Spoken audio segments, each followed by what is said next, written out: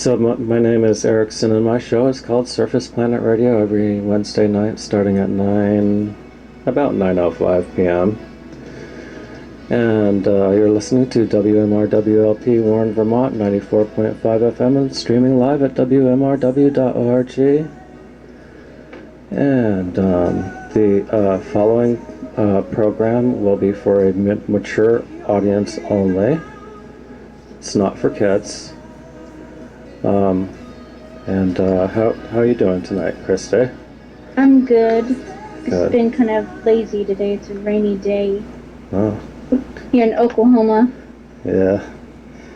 Yeah, I'm up here in Vermont, and we've had some rainy spring, I suppose. Yeah. But anyhow, so you're going to be a published author pretty soon. Yeah. I just been working on that my book since Friday. I've been kind of waiting for some inspiration and I kind of was didn't know where to start. If it was going to be like super soldier stuff, or there's so much stuff I could talk about with aliens or super soldiers or however. So I thought I would just kind of use my Karuna Reiki. I'm a Karuna Reiki master, and that helps. I assist others with the healing. It's compassionate healing, so it goes to like the core of where the trauma began. So that's going to help me work out the super soldier visions, memories. That's how I started remembering after that. I took the class in 2011 and then completed it in 2013. And I took the class, and she gives you, like, my teacher gave me all the symbols, and Karuna Reiki is Japanese. It's if you heard of that before. I haven't heard of it, but I have heard of Reiki and quite a few other, healing. Yeah, the Reiki it's Reiki 1, 2, Reiki Master, so it's just a more advanced form of the healing. It's more ascended masters and higher energy and everything like that, with the guides and stuff that come in with the symbols and all that you work with, because it goes to the core trauma, soul trauma, like sexual abuse or physical abuse or alcoholism, all that. It goes into all of it, and really deep to the core. So I didn't know anything about the super soldier stuff before the classes at all. I hadn't, there wasn't any kind of alien information that was in my mind. I just was exploring more of the intuitive way, though. I was kind of seeking some deeper, I was just searching, like a yearning for that intuitiveness, or it's like the psychic. I could feel that within me, but it wasn't opening up. So that after the Karuna Reiki class, then all the doors, it seems, in my mind just kind of opened up. And then I started seeing things when people would talk with, I don't know how I was guided to the super soldier stuff, but I went there, and then to Kathy O'Brien stuff and light language, and then alien abduction. So it opened all of those, I guess, for the healing. And so I just went down all those pathways and just explored all of that, really. So yeah, then with the book that I just finished writing yesterday, actually, and I just started it on a Friday, and it's for kids who see spirits or feel them, the ghosts or spirits or aliens, but it's more about them setting the boundaries, so, because a lot of them don't know how to do that, or just close it off, so they're just bothered all the time by these ghosts or spirits, or even the aliens, or just invading their space all the time. Mm-hmm. So I wanted to make a book, and it's just the beginning because I want to make where she's older and all that, kind of more mature and stuff. And but this is like for ages 5 to 11, and it can be helpful for any, because it gives affirmations and stuff on how to set boundaries, like affirmations and stuff to say. So it just offers support in that way. So yeah, that's something that I always really loved, that the TV show, The Psychic Children, Mm-hmm. and listening to them, and they're so sad that they can't have that, they feel like an outcast at school. Yeah. So I feel that within them. I was really like that a lot as a kid, growing up, and I'm still pretty sensitive and everything, but as a kid I was really a loner and just felt everything. I was so so much of an empath, and I got my feelings hurt so easy, so I didn't see the ghosts and spirits physically, but in my mind I like to just go and use my imagination. I would go to my room and just play my Barbies or Legos or do things on my own so I could have that quiet space, and all that. So, so that's how it kind of was growing up. And I have a twin sister, and we're kind of opposite. Oh. She's more the outgoing, and I'm more introverted, and so I would always hang out with my uncle, and I liked how he treated me. Was more like I was, I was being seen and stuff. He would listen to just me talking about whatever, but like I noticed that a lot of parents, they just say like, go play, they won't listen or believe. They say, Mom, there's a man in my room, or there's whatever, an alien or something, and then they just brush it off like it's the kid's imagination, or just go play, or stop, just stop bothering me. So I could feel that a lot with kids and stuff, and so I think that the stuff, just like with the book and everything, it's kind of a path that I really feel passionate about with helping, because it'll help, I think, because I can really relate to those kids. And I do have a son. He's 20 now. He's severe autistic and intellectually disabled. Mm-hmm. So I've raised him just by myself. So I've had to, with the autism, you have to adapt to their world, and be kind of how they are, and so in order to understand them. So that he's helped me a lot with learning how to adapt, so. It's not easy.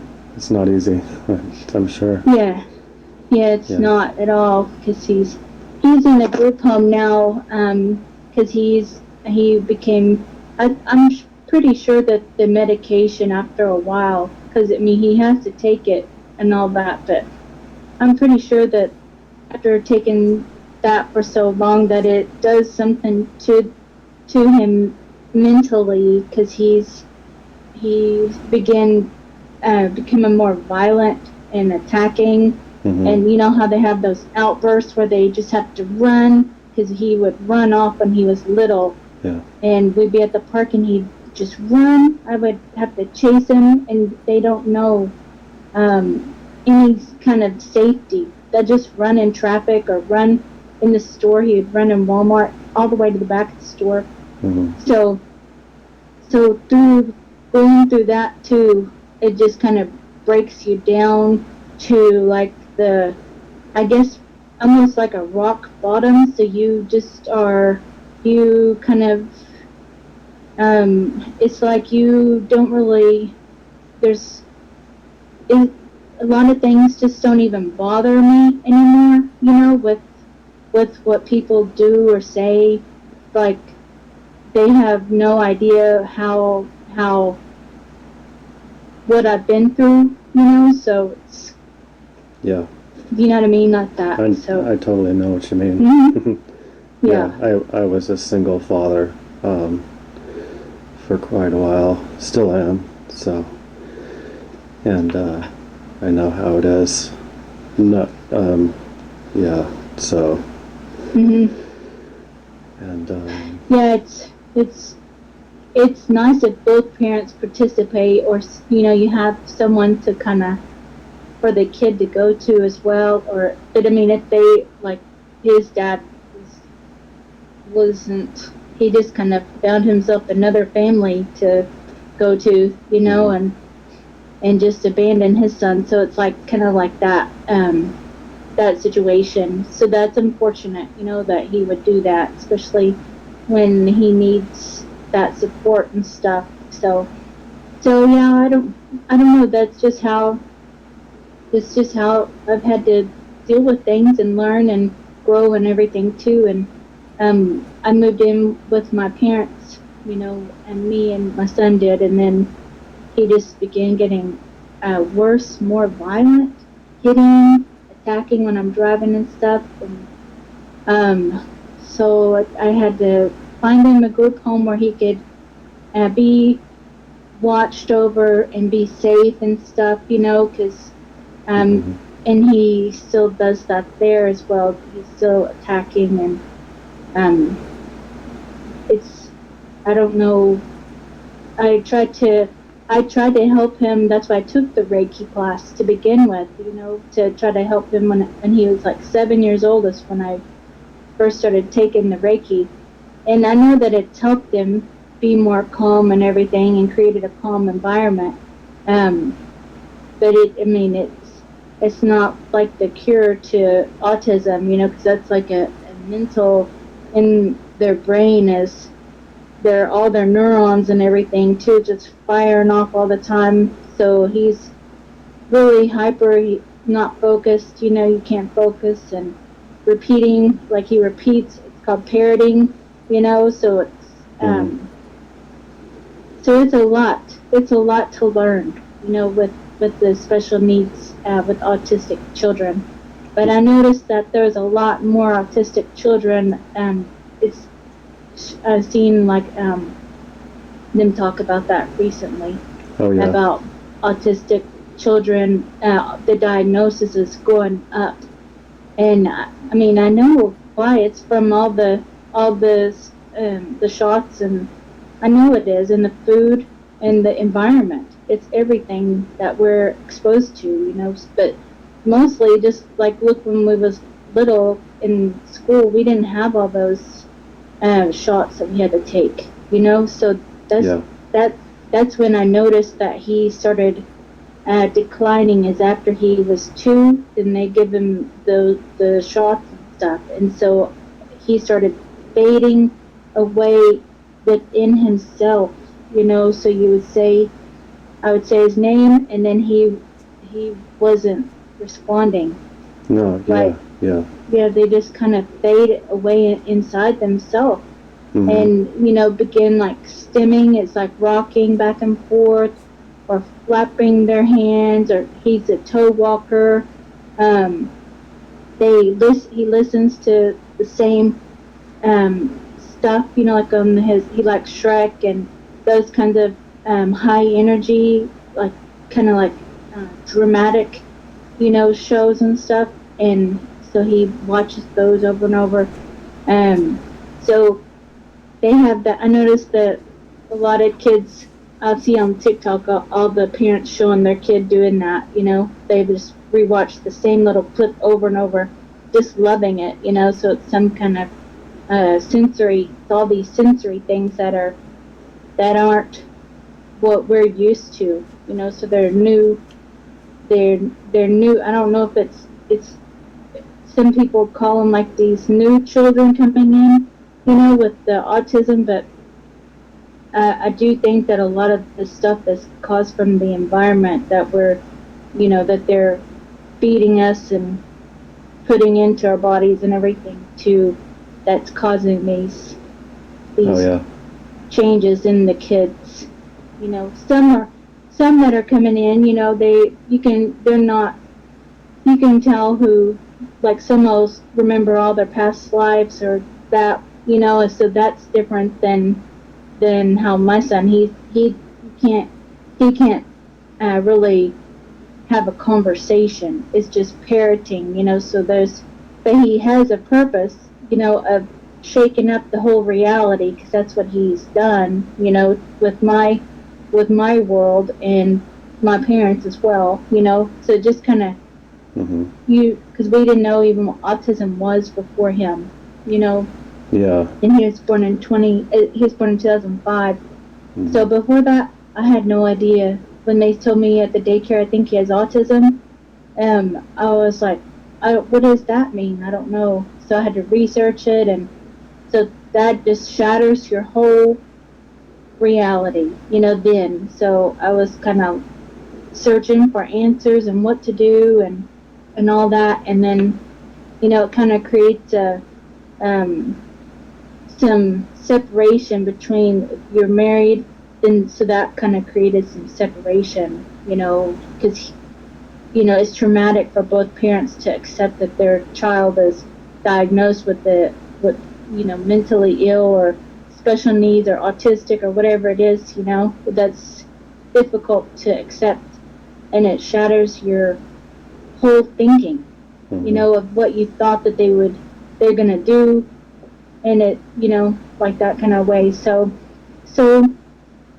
just have to keep going, and if you know, I didn't get along with him after that, his dad, so we ended up getting divorced, and I felt much better by myself, you know, and having my son every other day and stuff. So yeah, that's been the biggest thing that's shooken up, I guess, everything, you know, since 2005 is when, and I don't know how much of that was going to be like, if you're looking at more of the space, the alien, the hybridization program, you know, in that way, because I know he has mostly the Zeta Gray genetics.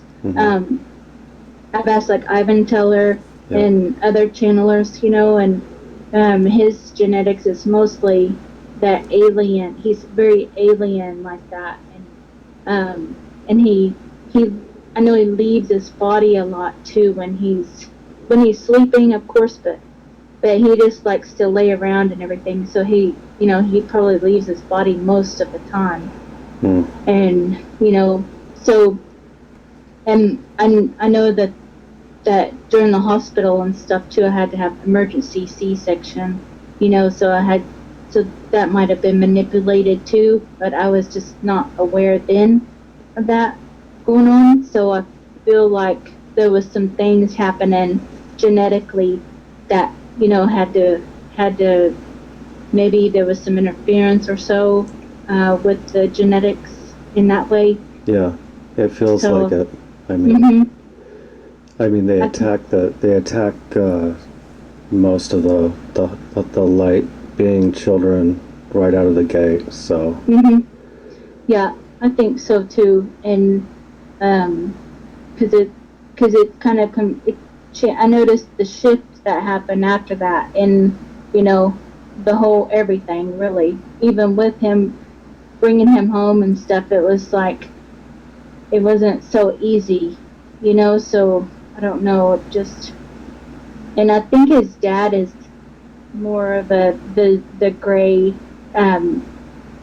the Zeta Gray genetics, you know, so that's what I would think with that, and I've asked Ivan about mine, and it's more of like the Lyran and Syrian and, you know, Arcturian and Pleiadian. So it's kind of a little bit lighter, not so heavy. So I'm sure he's here to, you know, on a higher level, then bring in like a bridge or so for the higher frequencies. So he's here, and I could assist him, but he's probably bringing a lot of the ETs and stuff to go get him in the astral, you know, and then have me help him with my side in that way too. So Yeah. I think it's a deeper reason. And then we just have to deal with the surface stuff, you know, um, and he's a loner too. You know, he likes to be by himself a lot, and so I think he does a lot. I'll notice when he's sleeping, he's smiling and happy, and then he'll wake up and he's completely irritated and everything. I'm just like, so he's more happy outside of his body, outside of this reality, you know, where he can, there's no mental illness or autism or anything in him in those higher dimensions, you know. So I know he probably just has a little spark of a self that exists in his body in this in this reality, just so he could be here. And yeah, so